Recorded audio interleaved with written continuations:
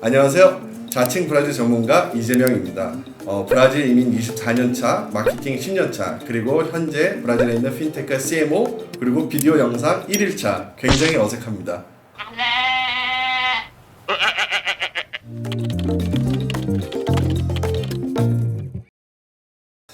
브라질 하면 뭐가 떠오르시나요? 아무래도 뭐 삼바나 뭐 리우데자네이루, 뭐 축구, 뭐 아마존 뭐 이런 것들이 이렇게 많이 떠올리실 거라고 생각해요. 요즘 같은 경우는 전 세계 코로나 2위라는 이제 불명예 국가이죠. 근데 이제 브라질이 미래라는 나라를 한번 들어보신 적이 있나요? 이게 사실은 굉장히 많이 언급이 됐어요. 그래서 이게 처음 언급된 시점이 언제냐면 1941년도에 그때 당시에 이제 오스트리아에서 브라질로 망명한 스테판 츄바이크라는 사람이 브라질 랜드 오브 퓨처, 그러니까 브라질 미래의 나라는 책을 그때 썼거든요. 당시에 이제 그 작가가 리우에서 거주를 하면서 이 브라질이 갖고 있는 이 풍부한 자원 그리고 이제 성장 가능성들을 가늠해서 정말 만약 천국이 존재한다 하면 브라질 것이다 이렇게 언급을 했었어요. 그 이후로 이제 브라질이 미래의 나라라는 것은 굉장히 많이 언급이 됐었습니다. 아무래도 이제 2억 명이라는 인구가 있고 또 탄탄한 내수 시장 그리고 이제 주요 경제 강대국들과의 연결고리가 이제 굉장히 잘 되어 있고 또 특히 이제 갈수록 가는 이제 농산물 이런 부분에서도 이제 굉장히 브라질 큰 매력을 갖고 있었죠. 그래서 여러 번 미래의 나라라고 언급이 됩니다. 아무튼 이런 이유들로 인해서 브라질은 전 세계로부터 잠재력은 확실히 풍부하나 그런데 복잡한 정치 및 사회 구조로 인해서 엄청난 빈부격차를 갖고 있죠. 좀 배운 사람들도 정말 이해를 할 수가 없는 조세 시스템 그리고 세계은행에서 발간한 두잉 비즈니스 리포트에서도 124위를 랭크를 할 정도로 굉장히 이제 비효율적인 나라죠. 자, 그러면 오늘 과연 이 브라질이 미래의 나라인지 아닌지 정말 객관적인 정보를 가지고 한번 여러분들께 소개를 할까 합니다.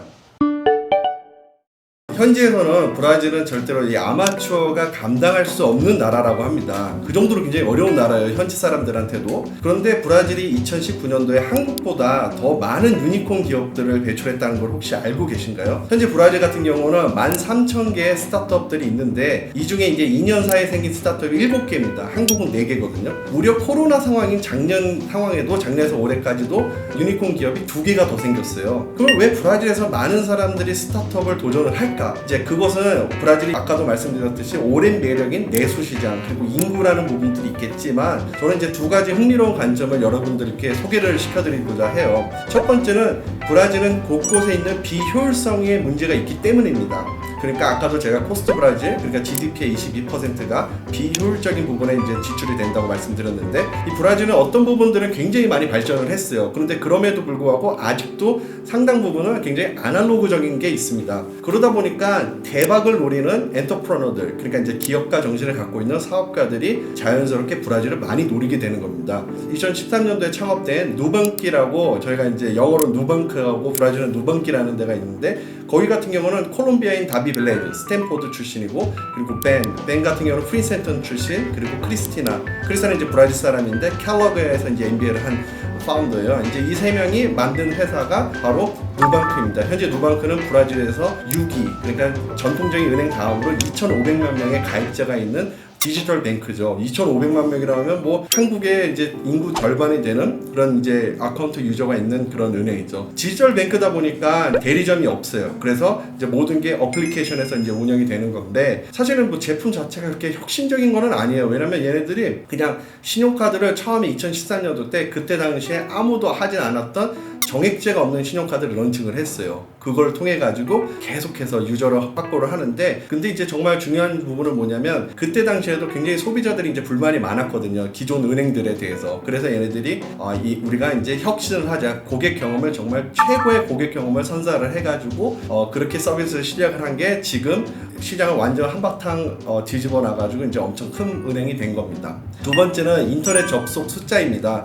브라질 같은 경우가 페이스북 내에서 전 세계적으로 세 번째로 제일 많은 나라라는 거 혹시 알고 계신가요? 다 해가지고 1억 3천만 유저가 있다는 겁니다. 이거는 왜 그러냐면 이제 브라질 같은 경우는 인구 중에서 이제 스마트폰을 보유한 인구가 71%가 넘어요. 접속 시간이 9.5시간으로 필리핀 다음으로 굉장히 제일 높습니다. 그러니까 일어나자마자 계속 핸드폰을 한다는 거죠. 심지어 일을 하고 하고 있는 도중에도. 그러다 보니까 이제 거기다가 이제 중산층 같은 경우도 접속률이 76%니까 상류층만이 인터넷을 사용하는 게 아니라 중산층도 굉장히 많은 인구들이 스마트폰을 사용하고 인터넷을 사용하고 있죠. 이제 이러다 보니까 이제 많은 사람들이 인터넷에 접속되어 있다 보니까 만약에 정말 비효율성 있는 분야에서 굉장히 혁신적이고 의미 있는 그런 상품과 서비스를 런칭을 하면 이게 빠르게 성장할 수 있다는 거죠. 또 다른 점은 신규 고객 유치 비용이 싸요.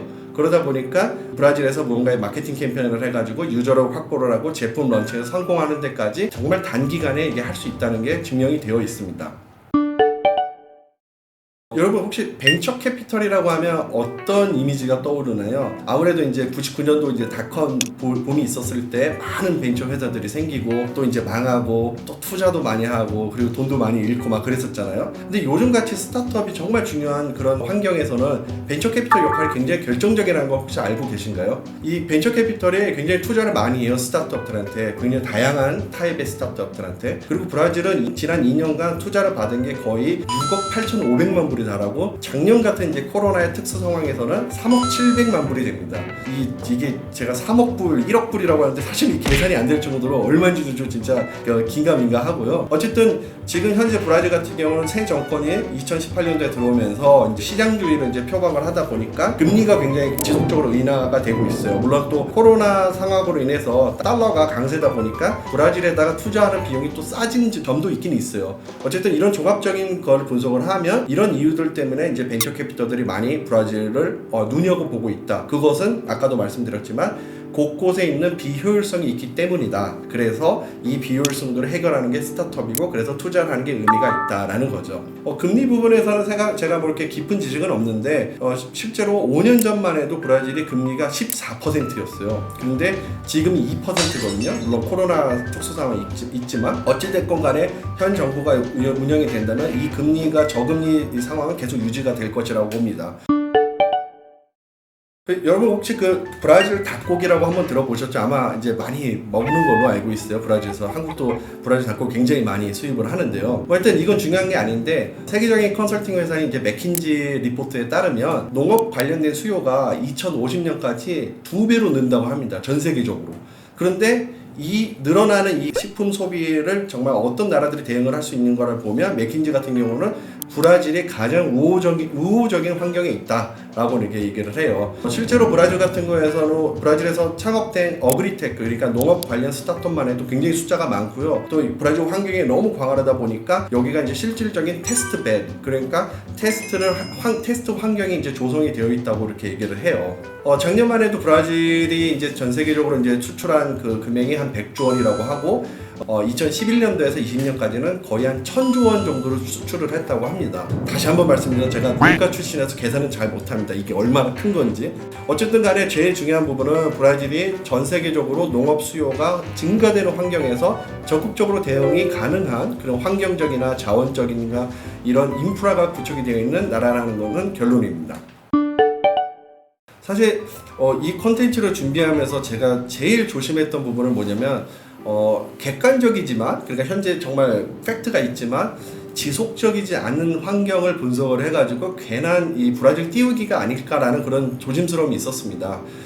브라질이 사실은 이제 2000년도에서 진짜 2010년도까지가 정말 호황이었거든요. 물론 이제 중국이 그때도 엄청나게 개발하기 때문에 브라질이 그거에 대한 혜택을 얻었지만, 그리고 나서 이제 2007년도 같은 경우는 이제 브라질 월드컵 올림픽이 이제 개최가 확정되면서 이제 브라질은 다음 이 세대 때, 그러니까 제가 지금 살고 있는 이 2020년도 때는 정말 엄청난 브라질 될 거라고 이렇게 그런 전망들이 굉장히 많았어요. 지금 보면 완전히 이제 안 좋은 점이 더 많은데, 어쨌든 이제 14년도 정말 힘들었고 경제난을 겪기도 했지만 조심스럽지만 아직도 두 가지 분류의 사람으로 나눠지는 것 같아요. 어떤 그룹은 계속해서 브라질이 미래의 나라라고 하는 사람들과, 그리고 브라질은 미래의 나라가 절대 아니다 라고 하는 그 두 가지 부류에 있는데 저는 미래의 나라라고 믿고 있습니다.